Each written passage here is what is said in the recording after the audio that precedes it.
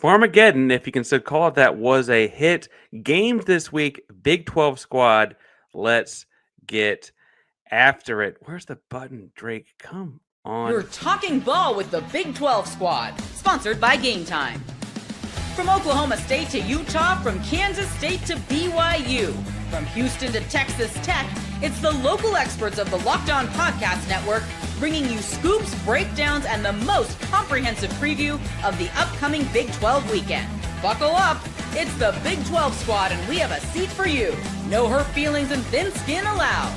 Squad up, you're part of the Big 12 squad. And welcome to the Squad Show, the Big 12 squad here at Locked On Insert School here. We are joined by Cody Stovall, Chris Lovel, JT Wistow, Mountaineer Paul, Nick Maravets, Kevin Borba, and Christian Ron. Fellas, we've got football games this week. Exciting times to be had. We also have a potential scaredy cat situation. I'm sure we'll talk about it at some point here. But Nick Maravets, new guy Nick, is crashing the party 1-0. And let's go! Top of the conference.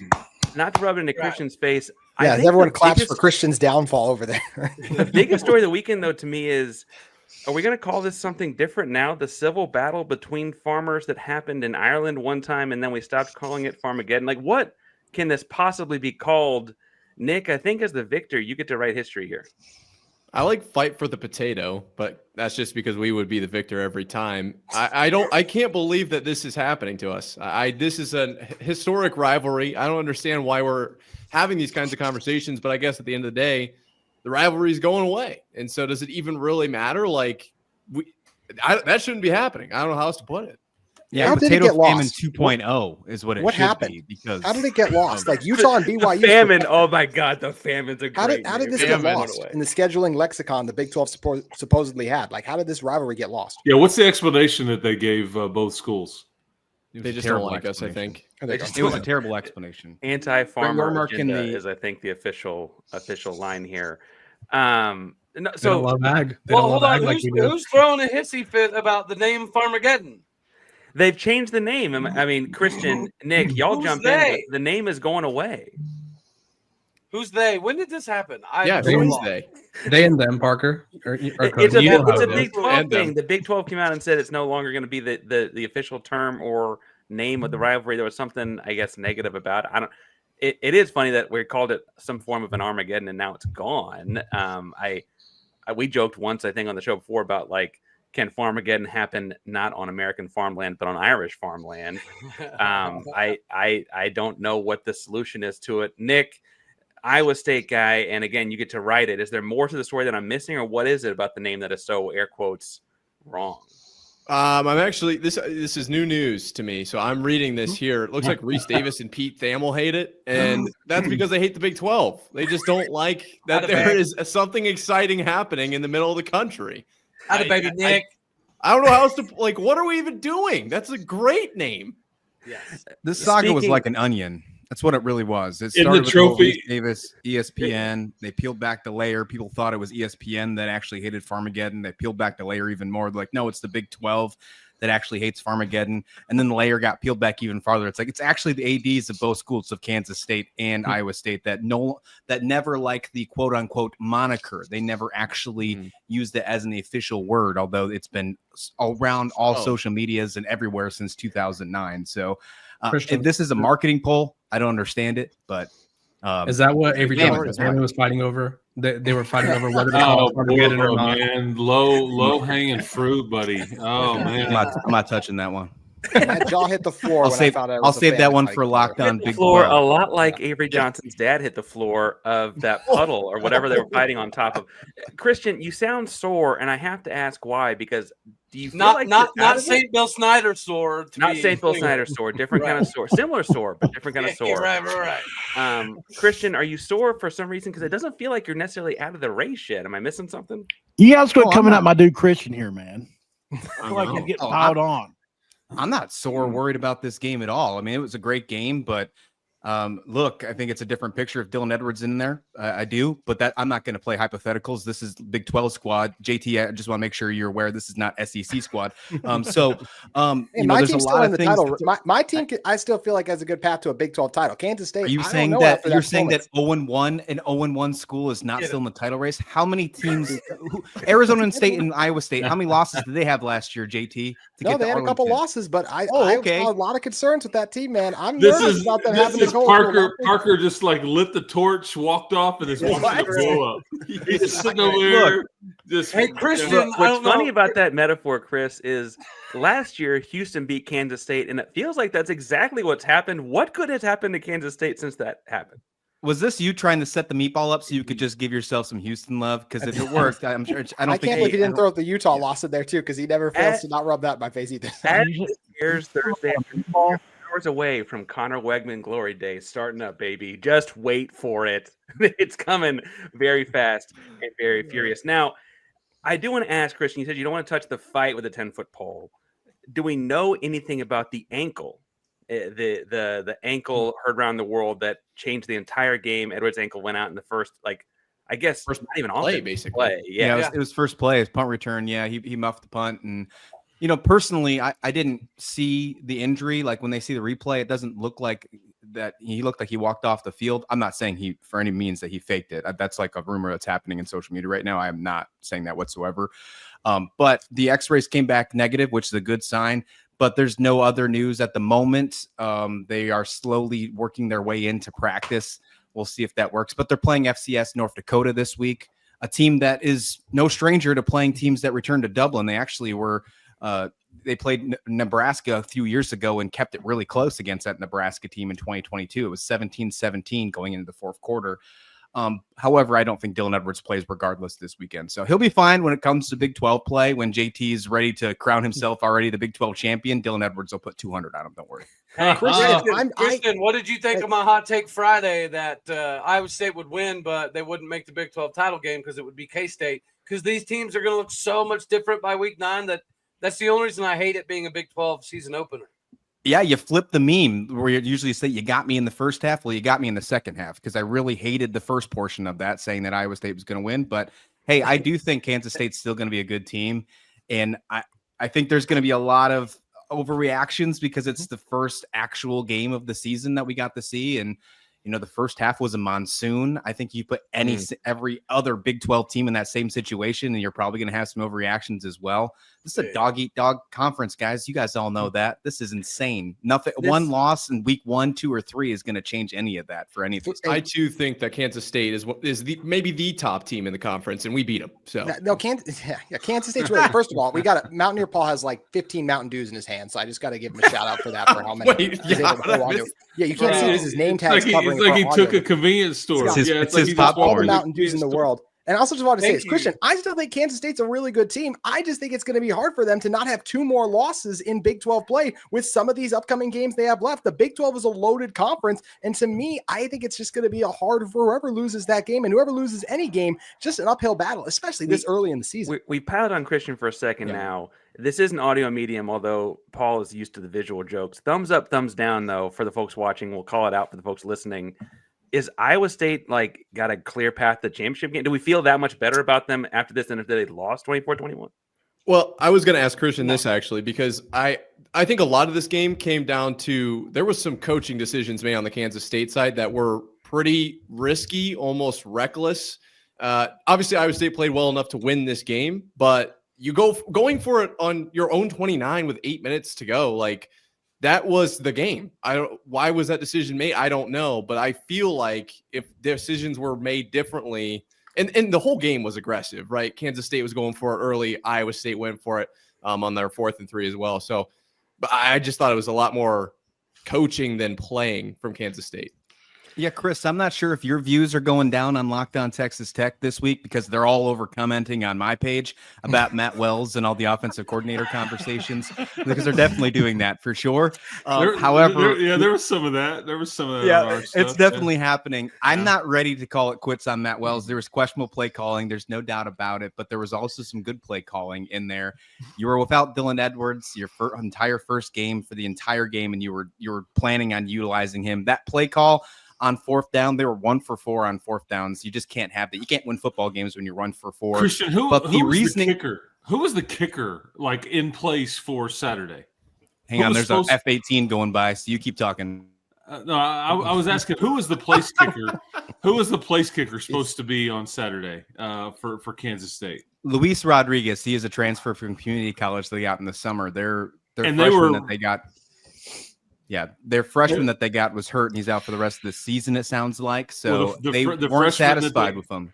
The freshman that they got's from about 2 miles from where I live right now, Cub Patton. Yeah, he sounds like he's going to be – it sounds like he got a long-term injury, so I think he's going to be out for the entire season. Okay, so they were clearly afraid to trot the kicker out there. Is that's the wording that Chris Kleiman used, and you take this as you wish, is that he thought the air was heavy, and they wanted to get about 3 yards closer before they hit the field goal. So you take that as you wish. Air heavy makes me want to talk a lot about coaching. We got coaching decisions that have been made and coaching decisions that will be made this weekend in 1 second. But first, Big 12 squad friends, it is time to stop paying full price for gas. Stop leaving money behind. Get real cash back every time you fill up with free Upside app. Simply download the free Upside app in the App Store or Google Play right now and start earning cash at the pump today. Use promo code FOOTBALL and get an extra 25 cents back per gallon on your first fill up. You'll make up to $300 a year from just buying the gas you already need. They call it the Truck Stop Conference. Why not fill up and get some money in your pocket as well? At first, I thought it was too good to be true. It's totally legit. Real people getting paid just to make their daily commutes, and you can too. Plus, you can cash out anytime to your bank account, PayPal, or an e-gift card for Amazon and other brands. Don't let this offer drive on by. Download the free Upside app now and use promo code FOOTBALL for 25 cents back per gallon bonus. That's promo code FOOTBALL. Offers vary by user and location. Go to upside.com for terms and conditions. What a pro. All right, now seamless transition, as Chris seemed to point out there. But I do want to ask about coaching decisions and also bring in the other 1-0 Big 12 member here, Derek Johnson, the Kansas Jayhawks. Surrounded. On the coaching decisions made over the weekend, I personally don't really get criticizing going like one guy going for it on fourth down and not the other guy when it really feels like playing the results. One guy made it, one guy missed it. I kind of feel like on social media, on a little bit of an island. That's not the first time that's happened to me in my life by any stretch. But you all have coaches that you have followed for a long time. Would your coach have gone for it on fourth down there if you were in Kleiman's spot or if you were in Campbell's spot? JT, you're shaking your head. No, sir. Mike Leach would have. Because Kyle Whittingham, that's not Kyle Whittingham. He would never put the game in danger like that. Like, he's ultra conservative that way. He will literally, there's been games where it's like, Kyle, why do you continue to run the ball? And it's like, I do not want to risk an interception. Even if we were going to win like a 14-7, 14-10 ugly game, I'm not risking giving up the field position battle. So I was surprised that Chris Kleiman was okay with that decision to go for it. And I mean, I don't know, maybe Christian, he was even the one who said go for it there. So I was very surprised. Christian, did say go for it. Did they do the analytics thing? And they do it slightly, to my knowledge. You do math and everyone does it at least a little bit. Well, yeah, do it, Cody? Cody, do you do the analytics, Cody? Well, but that's the problem with trying to understand it is like you can't, you either do it or you don't. And like it's all, who's the favorite in the game? What are the conditions? Like, how many possessions do we have left in the game? And that's the reason that Matt Campbell went for it at the end, and the analytics absolutely say you're crazy if you don't go for it. According to Chris Kleiman, he said the reason they went for it with 8 minutes to go. I don't agree with this one, but I do love the fact that they were aggressive the entire game on third and fourth down. I will say that out loud. But they said the reason that they went for it is because they didn't have faith in the defense because the defense was gassed. For both Iowa State and Kansas State's defense was absolutely gassed. But they were saying Hansen was running all over him, which was happening in the fourth quarter. Kansas State only had 8 offensive plays in the fourth quarter. Iowa State outran them 78-0 in the fourth quarter. They didn't think that they were going to be able to get the ball back. And after they threw that one play touchdown pass, they didn't for 6 minutes to go, Iowa State completely run the game. So that was their thought process. And look, you can judge the spot and you can say that Avery Johnson got the spot or didn't get it. The review wasn't going to matter regardless because of the weather conditions, but you can't put the referees in that situation. You can't. Would have helped if there were lines on the field, though. 100%. But you can't let the refs dictate the game, period. If it's 4th and 1 on your own 30, you got to get 3 yards. New guy Nick, I'm sure, loved going for it on 4th because they got it. Derek, y'all didn't have to go for it on 4th down to go 1-0 over the weekend.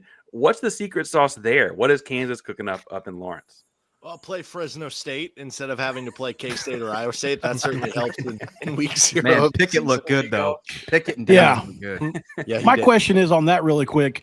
Who's played more games? Is it Jelon Daniels, Jeff Withey, or Perry Ellis? Please tell me. The correct answer would be Mitch Lightfoot that we're going. Mitch Lightfoot. Okay. Derek, you mentioned it's Fresno State. Did you glean anything from that one other than the fact that it felt good to put some points on the board? No, I did, because if you go back and look at Fresno State, what they've done, like go back to their schedule since 2019, and like all the Power 4, Power 5 teams they're playing, they're losing by 7, they're losing by 8, they're winning some of the games. I mean, they won at Arizona State like 29-0 a couple of years ago. They won at Purdue a couple of years ago. They have a lot of close losses. So the fact that they won as big as they did, I mean, it was 31-7, and they basically stopped calling real plays over the last like quarter and a half. Like they didn't want to show anything on tape because they got the big game with Missouri coming up in a couple weeks. So I think that there is a little bit of something from the standpoint of like, if you're going to play a team who's not as good as you, go make it look that way. And I do think you deserve credit for doing that. I liked week 0 for a lot of reasons, but one is that I didn't have to root for Baylor. And without Cam here, rooting for Baylor this weekend is going to suck. Like, I don't know how it's like. You don't have to. But we want them to beat Auburn. Yeah, why we don't want them to beat Auburn. I think it's the most important game on the Big 12 schedule this week, more so than Utah, UCLA. I think they need to beat Auburn this week. What? This week, yes. No, Kevin, not Georgia Tech. No. ACC is a much more ACC. Big 12 is a big thing to me. Chris, really? You stuck out and said you don't have to root for Baylor though, and that baffles me. You don't think? What are you doing, Lovel? What are you doing? It doesn't matter who you root for. The result will be the result. If it's going to drive you crazy to sit there and root for like those stupid freshmen running out there, the Baylor line thingy. It's a bunch of. I mean. Like you don't have to go this route. If Baylor is going to win, then you can parade around and wave your Big 12 banner. But if Auburn wins, you just got to bow down to Blackerby. But we'll all be okay, man. I think Chris and JT bow down to Blackerby. Realistically, the Big 12 needs good PR, right? We need to beat every team that we're playing against. Well, then family members need to quit fighting each other. We need to like leave the name of the game that has been played for 100 years. Leave it alone. Yeah. We need to have a normal. I was press though, Chris. You know what they say about press? All press is good press. No, it's just like, geez, but man. Colorado has to beat Georgia Tech because I think the Big 12 and the ACC are sort of like on this island of like we want to be with the big dogs, but we're not really considered a part of the upper echelon of college football yet. Whether that's fair or not, that's a different discussion. And then Baylor needs to beat Auburn because, I mean, if Baylor's going to be a contender in the Big 12 and Auburn's sort of like this mid-tier program, the worst thing that could happen is one of our better teams loses to a mid-tier SEC program. Granted, we don't know what Auburn is. Yeah, but what? Like my thing is, do we honestly think in our heart of hearts, do we honestly think that the Big 12 is going to get a second bid, an at-large bid to the playoff this year? It would have to be possible. Only if I think they have the quarterbacks. I'm not saying it's not possible, but I mean that seems pretty far-fetched. Well, You're going to have to only if we win all these way games, is 11-1 with losing in Arlington. 11-1 losing in SMU Arlington. last That's why I lean on Borba's game because I think one of the ACC or Big 12 will. And that would be a moment for the Big 12 to say that. Now, a year ago, I would have said the same thing, and BYU beat SMU. I just feel like that matchup actually matters some as well. And there's a really good chance that Auburn is not as good as Georgia Tech when it's all said and done. But if Baylor beats Auburn, we'll talk about it for weeks. If Colorado beats Georgia Tech, we're going to hardly talk about it. We got to talk about the transitive property too. That's fair.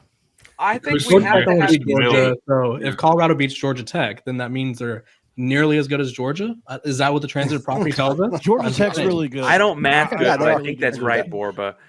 Paul, you're chiming in. Big 12 Speaking of has math. to have these. If you're going to have any chance of getting two teams, like even Oklahoma State, Oregon, do we have to win? Maybe not, but it needs to be really daggone close. Baylor needs to beat Auburn. Georgia Tech needs to get beaten by Colorado. SMU needs to get beaten by BYU. Oklahoma State needs to beat Tennessee Martin. I mean, don't forget the absolutely. And then Oregon next week, right, Cody? Don't forget about Bobby Moe. Yeah, West Virginia plays Bobby Moe. We can't lose to Bobby Moe. Can't lose to Robert Bobby. Now, Morris. Paul's chiming in, and I actually want to open the next segment with Paul because we're talking about beating SEC schools, and Paul had one flat out run away on him. And I want to get the most authentic Mountaineer Paul we can on that. But first, and when the opening whistle blows on a new repair, you got to get your crew moving forward. The Supply House. Order today and see parts on your doorstep literally tomorrow. Over 280,000 plumbing, HVAC, and electrical items from the most trusted brands in the business. Their real-time inventory and honest lead times keep you from punting on projects, while their industry-leading customer service always has your blind side covered. If you need parts for a project, Supply House has next-day delivery. Seriously, a big-time game changer. You never, when the thing pops up at last minute, you got to get it. That's where you go to supplyhouse.com. Join the free Trade Master program today and score serious perks like priority shipping, lower prices, and a dedicated support line. Visit supplyhouse.com, sign up for free, and use promo code SHCollege5 for 5% off your first order. That's supplyhouse.com. Real people, real service. And this weekend, it's game time for your favorite Big 12 football team, and it's Game Time, the app. College football is back. We could not be more excited. Locked on the tailgates, rivalries, energy in the stands, energy in this podcast, energy everywhere with football season in the mix. There's just nothing like it. Let's be real. Actually getting tickets can feel more like a battle than the game itself. Endless queues, hidden fees, prices at checkout, jumping up out of nowhere. That's why we at Locked On use Game Time, the app that gives the advantage back to the fans. It's the easiest way to score last-minute tickets at the best prices with no surprise fees. What you see is what you pay every single time. Pull up a Game Time, just a couple taps here and there, and you can find tickets to any game in your area. Talking your favorite college football team can be tickets get in can be as low as $25, and that's the actual price. No hidden fees. You just got to toggle the thing over to make sure. Great place to find last minute tickets at the lowest prices. Take the guys who are buying college football tickets. Game Time, down the Game Time app. Fan account. You just go to Locked On College for $20 off your first purchase. Turn to apply again. That's promo code Locked On College. LOCKEDONCOLLEGE for $20 off. Swipe, tap, ticket, go. Download Game Time today. Paul, what did you do to the post Nick Saban Alabama team to make that program run away scared? They were running scared, to quote Cody Stovall. I think it's something that I don't think West Virginia, the language in the contract as well is weird for me. It's like, thought we were going to get a payout, but in the small print it says, due to the tumultuous nature of college football, no payout for you, West Virginia. So unfortunately, we lose Alabama. There's no payout, and we've got to try to figure out who we're going to schedule next. What it does open up, though, because the backyard brawl goes away for a couple of years after this year, it does open up a small hole for. Think about this as well. Louisville was also losing an SEC team due to the 9th game. It opens up a possibility for a big Louisville rivalry rematch, or possibly a Pitt or Virginia Tech. So it could benefit the Big 12, although nothing would be better than beating an Alabama, no matter who the coach is. Yeah. But it's a mixed result within the fan base. A lot of people wanted to see this game happen.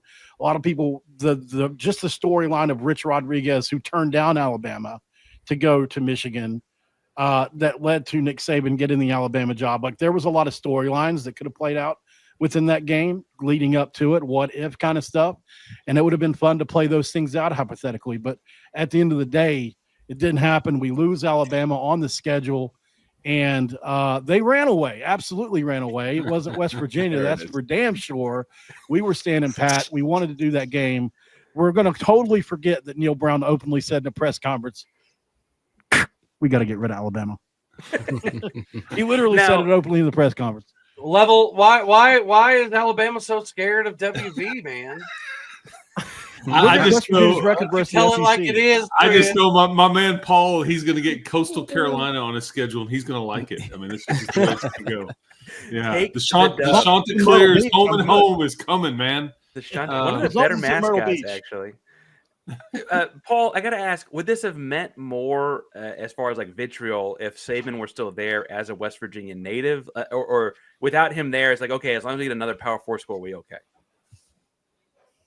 That's an interesting question. I think there is a section of the fan base that resents Nick Saban for turning down the West Virginia job. I think when we it was all open. resent and hate Nick Saban. Can we all just like? I don't like Nick Why Saban. do we No one hate likes Nick Saban? I don't hate him. Why? Crazy. Well, no, I think you need to flip that. There's just a lot of resentment within the West Virginia fan base too, toward a lot of things. Couches, you know. He hasn't publicly recognized West Virginia a lot over the years. Now that he's at the desk, he does, and I think it's probably because you want to be. Obviously, you don't want to alienate any fan base. West Virginia, as we know, punches probably as far as per capita as hard as any fan base in the country. So, obviously he doesn't want to piss us off for sure, but he's also got Pat McAfee sitting there next to him as well, right? Yeah. So who equals him in power in some ways in this space, in the media space. So Cody, you hit the group chat with it. Peek behind the kimono here. Cody hit the group chat with this the hardest for sure. I want to give you the floor here. Your first thought when you saw that Alabama was running away from a Big 12 school was cowards. You want to elaborate at all?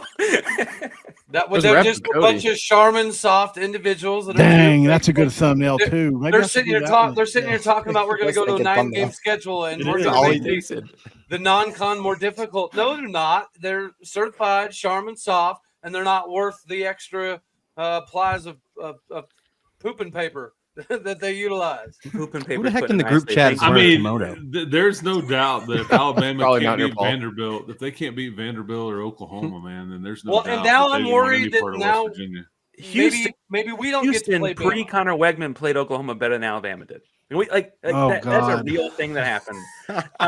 Connor Wegman reference. That's the fourth one on the show. What's Connor Wegman's record against Alabama, and what's his yardage and stuff? I don't think he's played a game against Alabama, but if you're keeping track of the drinking game, I think that's 5. No, so who didn't play a game against Alabama, Parker? Wegman hasn't stood up against Alabama, I don't think. Hey, we're undefeated against Alabama. Thank you. There you go. Hey, I'm happy we just made it 18 minutes into the show before BYU was brought up. So that's already makes it my favorite episode of the year. That's because Drake's not here, and that's how things roll when Drake's here. We don't talk about BYU. Dang it, JT. Hatch is somewhere drinking a Diet Coke float, going, man, what did I miss on this deal? Somebody needs to clip that last part of him saying. Chat, clip that. What I think is funny is y'all watching Mountaineer Paul though in the bottom of the screen here is. There's been 2 or 3 times he goes, "Oh, that's a good thumbnail. Oh, that's a good thumbnail. Yes, oh, that's good." Yeah, I feel like there's just a cycle of like thumbnails through, like the old when you come back from a trip in the 1960s and 70s, you'd play like a little PowerPoint looking kind of projector kind of deal, and like just the picture. That's just his brain with thumbnails over and over and over and over again. No, as far as this goes though, should the other Big 12 schools be upset? Anyone want to jump in? As Cody, I think, called them cowards, that Alabama is not going to play a Big 12 school anymore. Does that impact the conference? Does that impact all of us? It does impact all of us in a way, right? I mean, the college football is heading into a direction where the SEC and Big Ten are sort of figuring out a way to legally alienate everyone else. And so obviously they implemented this new rule, which means in essence, the SEC and the Big Ten don't have to schedule us, right? The SEC is going to schedule Power 4 teams, but they get to pick those teams, right? And if the Big 12 wants signature wins and we can never play against SEC programs, like if they make a behind closed door agreement to never play us, then obviously we're going to have a tough chance really getting those signature wins and boosting our strength of schedule because we're just going to cannibalize ourselves. That's an interesting thought that I hadn't even considered yet because I've been so busy today. Our depth chart got released, like a bunch of different things. That's done. Is this the first sign of separation, right? Is this the first, or it's like it's not me, it's you, right? Paul, I would say that the multi-billion-dollar TV contracts compared to the multi-million-dollar contracts were probably the first sign of separation. Well, is this the next I mean that makes sense for sure. Is this a symptom though, right? This is a symptom. Hey, Chris. Speaking of Really quick, Central. Chris. You said you weren't rooting this week for Baylor. I want to know: are you rooting for Utah against UCLA? Squirrel. I'm not, I also didn't say that I wasn't rooting for Baylor. He was saying I didn't have to. Was I think the quote was. He just said I think I Chris didn't is have just to. rooting against Edge. Yeah. He's just rooting against Kansas. I know what we're all supposed to do, and it is Toe the good for the company league line. and all that stuff. But yeah, exactly. But we all sit at home. I mean, JT, are you sitting there rooting for the Blue Cougs at times? I mean, come on, tell the truth. Hey, let's go Portland State this weekend. Come on, Okay. Bears debut, Big Sky shot the world, baby. Let's go. There Big you go. Sky. Shout out to the Big Sky from JT Wichita. JT, you do have UCLA this weekend, or UCLA. That is this weekend, I guess. I was trying to make sure it's not Monday or one of the odd days. But that is another big one. We did just skip past it, I guess, and talking about Power 4 matchups. UCLA is not USC in a legacy sense, but tell us, like, do we got a chance as a Big 12 conference this weekend? Is that what I'm hearing? Yeah, Deshaun we're favored. Foster, Favored by 6.5. UCLA, Nico. so much new going on with them. You look at it, you got Nico's coming over, but even he didn't get to be with them during spring ball. So there's chemistry stuff. Wide receivers, kind of an unknown for them. Offensive line has to come together against a Utah team that's going to blitz and just bring some crazy stuff their way. Defensively, they are replacing a ton, and that was the strength of that team last year. Utah with arguably the best offensive line in college football. I think Utah goes in and makes a big statement in Pasadena. I think it's going to be a good weekend for the Big 12 overall, outside of not trying to throw much shade. I do think Colorado's probably losing, but outside of that, I think it's JT going to sounds as optimistic as I did heading into Dublin. So what I'm hearing is, Yeah, but we know Utah dominates the Pac-12, so they're fine against There we go. Boom. There we go. Fine. There we go. Nicely done. Can't say anything about us beating Utah's Matt never beaten Campbell Houston in the owns history of their Kansas State program, right now. but they dominate the Big 12. JT, did you? Speaking of your matchup, have you seen all the Deshaun Foster like locking all the media and everybody out of practice and no interviews and The coaches and media stuff is just so insane right now. I think Yes. it was a Utah beat writer, Josh Furlong, said it best. In the NFL, they have preseason games. They have open practices to fans, to everyone. And the coaches could not try to restrict things even more. At Utah, we can't watch anything. It's just, and like you said, UCLA is doing the same thing now. Like, it is so out of control. And I know that the importance of wins and losses and jobs are on the line. But if the NFL coaches can overcome it, I think college coaches are pretty smart. I think they could figure out a way to overcome it too. And I'm glad they're at least releasing depth charts now. Or not depth charts, excuse me, injury reports. Well, and that's And not only in every game or every conference conference. It's only Big 12 conference games. you won't This get- you won't weekend, get this Kevin Borba and the Colorado Buffaloes looking to represent well against a team that almost beat an SEC team. So we'll call that a win. This weekend, we also have the, I guess, absent Cam Stewart and Baylor playing Auburn. So we're hoping for another SEC win there. And JT is going to beat a former SEC quarterback, it sounds like. So that's 3 wins kind of against the SEC this weekend as Big 12 football is kicking off in a big time kind of way. And JT, Parker, last word before we get out of here. And the biggest thing on Monday night, the whole world's going to be watching Bill Belichick's debut, and TCU is going to swoop in and steal the show. I think Hoover puts up one heck of a performance, and I think the Big 12 is going to be one of the biggest winners of week 1.